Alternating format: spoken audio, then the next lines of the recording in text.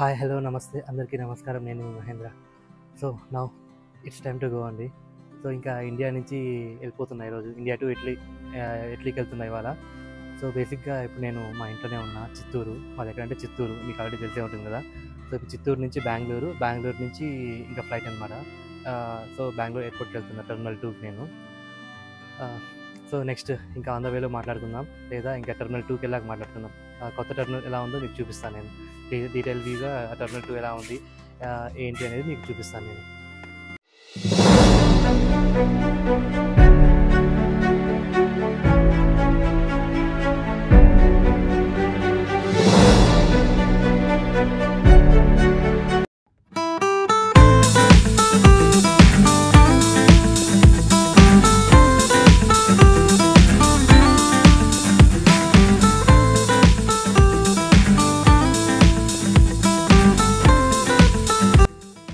ఇది బెంగళూరు స్టార్టింగ్ అనమాట.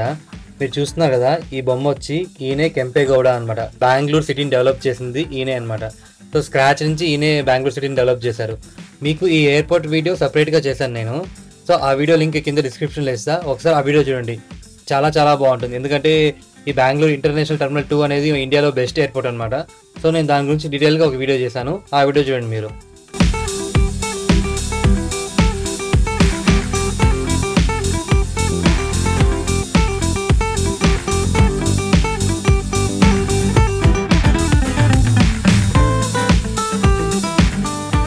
ఇదే బెంగళూరు ఇంటర్నేషనల్ టెర్మినల్ 2 అనమాట, ఇండియాస్ బెస్ట్ ఎయిర్పోర్ట్. సో లోపల ఎలా ఉంటుంది, ఎంత అద్భుతంగా ఉంటుంది అనేది నేను సపరేట్ వీడియో చేశాను, ఆ వీడియో తప్పకుండా చూడండి. లింక్ డిస్క్రిప్షన్లో ఇస్తాను.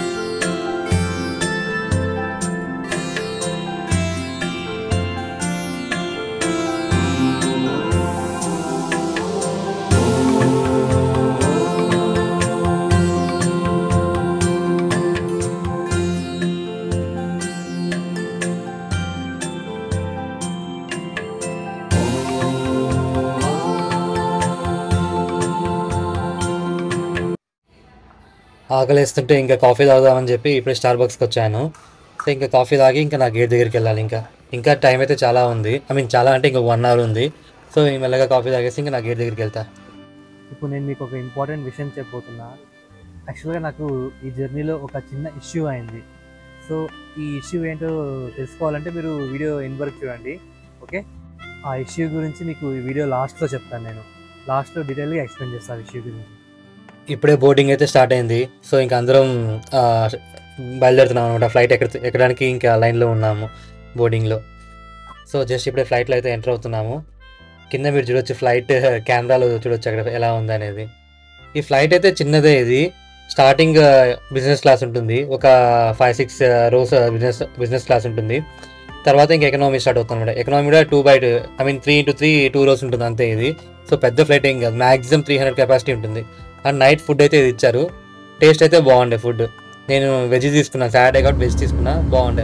ఇది ఇన్ఫ్లైట్ ఎంటర్టైన్మెంట్. మనకు స్క్రీన్స్ లేవు, ఆ క్యూఆర్ కోడ్ని స్కాన్ చేస్తే మనకు మొబైల్లోనే చూసుకోవచ్చు అనమాట, మూవీస్ కానీ ఏదన్నా సాంగ్స్ కానీ. అది ఇప్పుడే దమాం అయితే రీచ్ అయిపోయాను. సో నాకు లేఓవర్కి ఓన్లీ 1 hour ఉంది. సో ఇంకా హడావుడిగా పరిగెత్తున్నాను అనమాట. ఈ ఎయిర్పోర్ట్ని అంత ఎక్కువ వీడియో అయితే తీయలేదు, ఎందుకంటే నాకు ఓన్లీ 1 hour టైమే ఉంది. సో నేను ఇక్కడ నుంచి మళ్ళీ ఇంకో టెర్మినల్కి వెళ్ళి అక్కడ ఇమిగ్రేషన్ సెక్యూరిటీ చెక్ అన్ని కంప్లీట్ చేసుకొని తర్వాత మళ్ళీ నా గేట్ దగ్గరికి వెళ్ళాలి. సో ఇంకా గేట్స్ చూసుకొని ఇంకా ఫాస్ట్గా వెళ్తున్నా.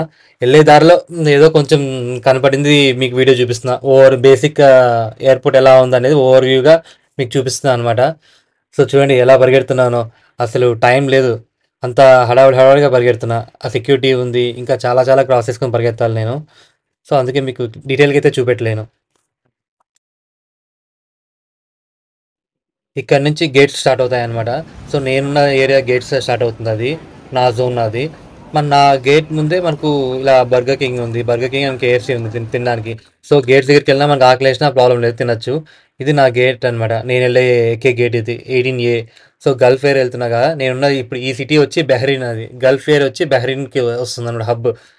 సో ఒక్కొక్క ఫ్లైట్కి ఒక్కొక్క హబ్ ఉంటుంది, లైక్ ఎమిరేట్స్కి దుబాయ్ హబ్ ఉంటుంది, మన ఎయిర్ ఇండియాకి ఢిల్లీ హబ్ ఉంటుంది, ఇలా గల్ఫ్ ఎయిర్కి బెహ్రీన్ హబ్. సో నెక్స్ట్ ఇంకో ఫ్లైట్ బోర్డ్ అయిపోయాను నేను, బెహ్రీన్ టు రోమ్ అనమాట ఈ ఫ్లైట్ ఇది. సో ఇదైతే కొంచెం ప్రీమియంగా ఉంది ఫ్లైట్, ఇది కొత్త ఫ్లైట్. సో ఇది చూస్తున్నారు కదా, ఈ ఫ్లైట్లో నేను వెళ్తున్నా.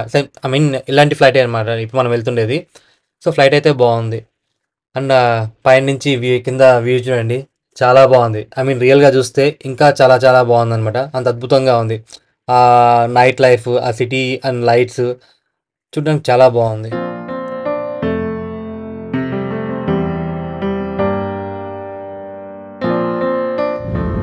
ఇది రోమ్ సిటీ. ఇప్పుడు మనం రోమ్లో ల్యాండ్ అవుతున్నాం. పైన నుంచి చూడండి సిటీ వ్యూ ఎంత అద్భుతంగా ఉందో. ఒక పక్క సముద్రము, ఇంకో పక్క సిటీ అండ్ మధ్యలో గ్రీనరీ, ఎంత అద్భుతంగా ఉంది కదా. ఇదైతే ఎయిర్పోర్ట్ అనమాట. ఎయిర్పోర్ట్ కూడా మనకు సముద్రం పక్కనే ఉంటుంది, సముద్రం దగ్గరే ఉంటుంది. పైన నుంచి చూస్తుంటే చాలా అద్భుతంగా ఉంది కదా ఎయిర్పోర్ట్ని చూస్తుంటే.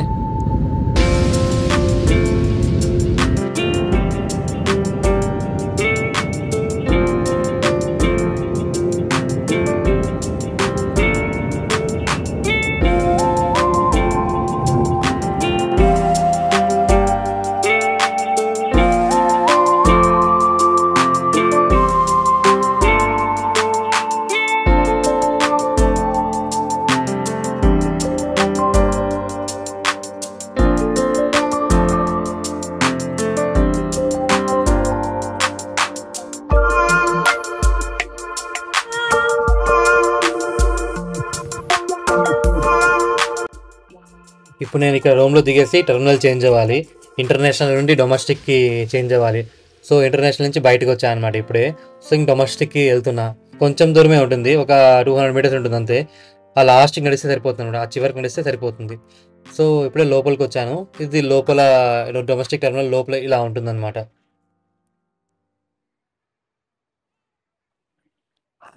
అండ్ నేను కొంచెం లగేజెస్ అడ్జస్ట్ చేసుకోవాల్సి ఉండే. ఇక్కడే మనకు వేయింగ్ మిషన్ ఉంటుంది, ఎయిర్పోర్ట్ వేయింగ్ మిషన్. సో మనం బ్యాగేజ్ చెక్ చేసుకొని ఎంత వెయిట్ మనం అడ్జస్ట్ చేసుకోవాలో అడ్జస్ట్ చేసుకోవచ్చు. ఫైనల్లీ ఇటలీ అయితే రీచ్ అయిపోయా. అట్ ప్రెసెంట్ రోమ్లో ఉన్నా అనమాట. సో రోమ్కి వచ్చి కూడా దాదాపు 1.5 hours అవుతుంది. ఎందుకంటే నాకు రోమ్ నుంచి మళ్ళీ పలర్మోకి కనెక్టింగ్ ఫ్లైట్ ఉందన్నమాట. ఇక్కడ రోమ్లో 10:40కి ఉంది ఫ్లైట్ అది. సో అక్కడికి వచ్చి లగేజ్ అంతా పిక్ చేసుకొని మళ్ళీ డొమెస్టిక్ టెర్మినల్కి వచ్చి అండ్ ఇక్కడ లగేజ్ డ్రాప్ చేసి అక్కడ ఇంటర్నేషనల్ అంతా ఇమిగ్రేషన్ అయిపోయి మళ్ళీ ఇక్కడికి వచ్చి చెక్ ఇన్ చేసి లగేజ్ డ్రాప్ చేసి మళ్ళీ సెక్యూరిటీ చెక్ అంతా క్లియర్ చేసుకొని ఇప్పుడే గేట్ దగ్గర వచ్చి కూర్చున్నాను అనమాట.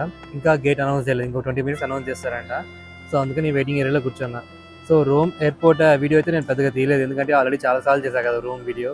ఐ మీన్ ఎయిర్పోర్ట్ వీడియో చాలాసార్లు చేశాను, రోమ్ చాలాసార్లు వచ్చాను. ఆ వీడియో అంతా మీకు ఆల్రెడీ చూపెట్టాను పాత వీడియోస్లో. అండ్ రోమ్ సిటీ కూడా మీకు ఆల్రెడీ చూపెట్టాను కదా. సో ఆ వీడియోస్ అన్ని ఈ వీడియో ఎండ్లో ఇక్కడ ఇస్తాను చూడండి. అండ్ అలాగే కింద లింక్ డిస్క్రిప్షన్లో కూడా ఇస్తాను.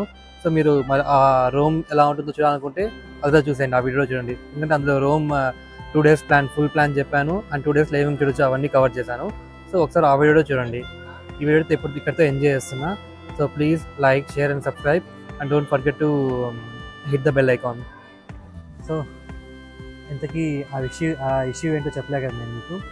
ఆ ఇష్యూ ఏంటంటే యాక్చువల్గా నేను నా ఫ్లైట్ బెంగళూరు టు రోమ్ ఉంది కదా. సో నేను 2 చెక్-ఇన్ బ్యాగ్స్ పెట్టాను అనమాట. Each bag carries 10 kgs or 12-13 kgs అనమాట. ఈచ్ బ్యాగ్, ఒక బ్యాగ్ వచ్చి 12 kg, ఇంకో బ్యాగ్ వచ్చి 13 kgs. ఓన్లీ ఫుడ్ ఐటమ్స్ మాత్రం తీసుకెళ్తున్నాను. అందులో బై మిస్టేక్ నేను ఒక ఐటెం పెట్టుకున్నా, అది అలౌ లేదంట యాక్చువల్లీ. సో అది మేబీ ఓన్లీ నేను వచ్చేది గల్ఫ్ ఎయిర్లో వెళ్తున్నా కదా, ఈ గల్ఫ్ ఎయిర్లో అలౌ లేదంట ఆ పర్టికులర్ ఐటమ్. ఇంతకీ ఆ ఐటమ్ ఏంటంటే ఎండు కొబ్బరి. మన కొబ్బరికాయ ఉంటుంది కదా, ఎండు కొబ్బరి మనం కర్రీస్లో అంతా వాడదాం కదా, ఆ ఎండు కొబ్బరి అలౌ లేదంట. నాకు అది తెలియకుండా నేను పెట్టేసుకున్నాను, ప్యాక్ చేసుకున్నా, అంతా అయిపోయింది. వచ్చాను, ఎయిర్పోర్ట్కి వచ్చాను, చెక్-ఇన్ చేసా, డ్రాప్ చేసా, తర్వాత నా ఇమిగ్రేషన్ అయిపోయింది. అండ్ తర్వాత సెక్యూరిటీ చెక్లో క్లియర్ చేసేసి ఇంకా ఎయిర్పోర్ట్ చూద్దామని చెప్పి బెంగళూరు టెర్మినల్ 2 ఎయిర్పోర్ట్ చాలా బాగుంది కదా, బాగుందని మనం ఇప్పటికే న్యూస్ వినింటాము. సో మొత్తం ఎక్స్ప్లోర్ చేసి మీకు చూపిద్దామని చెప్పి మొత్తం తిరుగుదామని ఒక ప్లాన్లో ఉన్నా నేను. బట్ ఇంతలో నాకు ఒక కాల్ వచ్చింది. కాల్ ఎవరని చూస్తే ఇంకా గల్ఫ్ ఎయిర్లైన్స్ వాళ్ళు కాల్ చేశారు. కాల్ చేసి, సార్ మీది మాతో మీరు 2 చెక్ ఇన్ బ్యాగ్స్ డ్రాప్ చేశారు కదా, సో అందులో ఒక బ్యాగ్తో మీకు ఇష్యూ ఉంది అన్నారు. నేను జనరల్గా ఏం ఇష్యూ అని అడిగితే వాళ్ళు చెప్పారు, ఇలాగా మీరు దాంతో డ్రై కోకోనట్ పెట్టారు కదా, సో అదైతే ఎయిర్లైన్స్లో అలో లేదు, సో అది మీరు పిక్ చేసుకోవాలన్నారు. నేను ఇంకా ఫుల్ టెన్షన్ పడ్డా. సో ఇది ఏదైనా పెద్ద సీరియస్ ఇష్యూ అవుతుందేమో. లైక్ రీసెంట్గా మనం వినే ఉంటాము, ఒక అబ్బాయి యూకేకి వెళ్తూ ఎమిరేట్స్లో లైక్ వయా దుబాయ్ వెళ్తున్నప్పుడు గసగసాలు ట్రాన్స్పోర్ట్ చేశారు. గసగసాలు మనకు కర్రీస్లో వాడతాం కదా, తీసుకెళ్ళాడు. అందులో ఓపీఎం కంటెంట్ ఉంటుందని చెప్పి ఇంకా వాళ్ళు అక్కడ అరెస్ట్ చేశారనమాట దుబాయ్లో. అది చాలా మంది తెలిసే ఉంటుంది, మేబీ తెలిసిండకపోవచ్చు కొందరికి. సో నేను ఇంకా అలా ఏమైనా ప్రాబ్లం అవుతుందేమో చాలా భయపడ్డాను. సో నేను వాళ్ళని అడిగా, సో మీరు తీసి వేసేయచ్చు కదా, మీరు తీసి పడేయచ్చు కదా అని. సో వాళ్ళంతా, సార్ మేము అలా చేయలేము, మీరు డైరెక్ట్గా గేట్ C4 దగ్గరికి రండి అని చెప్పారు. ఇక్కడ ఒక గేట్ నెంబర్ ఇచ్చారు, ఆ గేట్ నెంబర్ దగ్గర రండి, మా ఎంప్లాయీస్ ఉంటారు, మా స్టాఫ్ ఉంటారు, వాళ్ళని కలవండి అని చెప్పారు. సో ఇంకా ఫాస్ట్గా భయపడి మొత్తం ఇంకా ఫాస్ట్గా అక్కడికి వచ్చాయన్నమాట. గేట్ దగ్గరికి వస్తే వాళ్ళు ఆ ఎంప్లాయీస్ వాళ్ళు నన్ను ఒక రూమ్లోకి తీసుకెళ్లారు. లైక్ వాళ్ళ ఆఫీస్ క్యాబిన్ కైండ్ ఆఫ్ ఉంది అది. అక్కడికి తీసుకెళ్ళి ఇంకా కూర్చోబెట్టారు. 5 minutes వెయిట్ చేయించి ఇంక తర్వాత వేరే వాళ్ళు వచ్చారనమాట. వేరే వాళ్ళు వచ్చి, సార్ ఇంకా వాళ్ళు ఏంటంటే ఒక టీవీకి స్క్రీన్ కనెక్ట్ చేసి ఒక వీడియో లైవ్ ఫుటేజ్ చూపెట్టారు. అదేంటే మన బ్యాగ్ని అక్కడ తీసుకొచ్చారనమాట. సర్టెన్ ఒక రూమ్లోకి తీసుకొచ్చారు. అది మనకు లైవ్ స్ట్రీమింగ్ జరుగుతుంది. వాళ్ళు వచ్చి మనల్ని అడిగారు, పర్మిషన్ అడిగారు ఆ బ్యాగ్ ఓపెన్ చేయడానికి. సార్ మీ పర్మిషన్తో మేము బ్యాగ్ ఓపెన్ చేస్తామంటే ఓపెన్ చేయండి అని చెప్పాను. తర్వాత వాళ్ళు వచ్చారు, ఆ బ్యాగ్ ఓపెన్ చేశారు. ఇంకా ఆ ప్రోడక్ట్ అయితే ఏదైతే ఉందో, అదే మన ఎండు కొబ్బరి ఏదైతే ఉందో అది తీశారు. అది తీసి చూపించారు. ఇదే సార్ ప్రోడక్ట్, మీకు తీసుకెళ్ళకూడదు అని చెప్పింది. మనకు చూపించి ఇది పడేయచ్చా అని మనల్ని అడిగారు అనమాట. మన పర్మిషన్ అడిగారు, పడేయచ్చా అని చెప్పి. సో ఇంకా తర్వాత మనం పడేయచ్చు, ఓకే పడేయండి అంటే ఇంకా తర్వాత పడేసి యాసిటీస్గా మళ్ళీ బ్యాగ్ లాక్ చేసేసి ఇంకా పంపించేశారనమాట. సో చాలా సింపుల్గా అయితే అయింది. నేనైతే చాలా భయపడ్డాను. సో ఇఫ్ మీలో ఎవరైనా కానీ గల్ఫ్ ఎయిర్లో ట్రావెల్ చేస్తుంది, లైక్ ఏ కంట్రీకైనా కానీ, యూకే కానీ, ఇటలీ కానీ, యూఎస్ కానీ, ఏదైనా పర్లేదు, గల్ఫ్ ఎయిర్లో ట్రావెల్ చేస్తుంటే ఎండు కొబ్బరి పెట్టుకోకండి. కర్రీస్ కోసమనో లేక కర్రీ టేస్ట్ బాగుంటుందనో సో ఎండు కొబ్బరి పెట్టుకొని ఇలా ఇలా అలా టెన్షన్ పడకండి. సో ఒకవేళ ఇలా ఏదైనా ఉన్నా కానీ ఏం టెన్షన్ పడకండి, ఇక్కడ వీళ్ళే సార్ట్అవుట్ చేస్తారు. మేబీ మనం ఒకవేళ ఆ కంట్రీలోకి వెళ్తే ఏదైనా ప్రాబ్లం ఉంటుందేమో, కానీ అన్లెస్ మనం ఇండియాలో ఉన్నంత వరకు పెద్ద ప్రాబ్లం అయితే ఉండదు. సో నాకు ఫ్లైట్ కొంచెం టైం ఉండే కాబట్టి నాకు కొంచెం స్టార్టింగ్లో హడావడైనా కానీ లాస్ట్కి పీస్ఫుల్గా అయిపోయింది. సో ఇది మీరు గుర్తుపెట్టుకోండి. ఇది మెయిన్ నేను మీకు ఇచ్చే టిప్ అనుకుంటారో, లేకపోతే సజెషన్ అనుకుంటారో, లేకపోతే హెచ్చరిక అనుకుంటారో, ఏదో ఒకటి అనుకోండి. సో నాకు జరిగిన ఎక్స్పీరియన్స్ మీతో షేర్ చేసుకున్నా. మీరు ఇలాంటి సిచ్యువేషన్లో పడకుండా ఉండడానికి ట్రై చేయండి మ్యాక్సిమం. సో ఇలాంటి ప్రోడక్ట్స్ అవాయిడ్ చేసేయండి ఇలా గల్ఫ్ ఎయిర్లో ట్రావెల్ చేస్తుంటే. సో వీడియో అయితే లైక్ చేయండి, షేర్ చేయండి, మీ ఫ్రెండ్స్కి అండ్ ఫ్యామిలీకి షేర్ చేసి సబ్స్క్రైబ్ చేయించండి. ఇలాంటి ఎవరైనా ఫారెన్కి అబ్రాడ్ ట్రావెల్ చేసే వాళ్ళు కానీ, ఎవరైనా గల్ఫ్ ట్రావెల్ చేస్తున్న వాళ్ళకి ఈ వీడియో తప్పకుండా షేర్ చేయండి, ఎందుకంటే యూజ్ అవుతుంది వాళ్ళకి.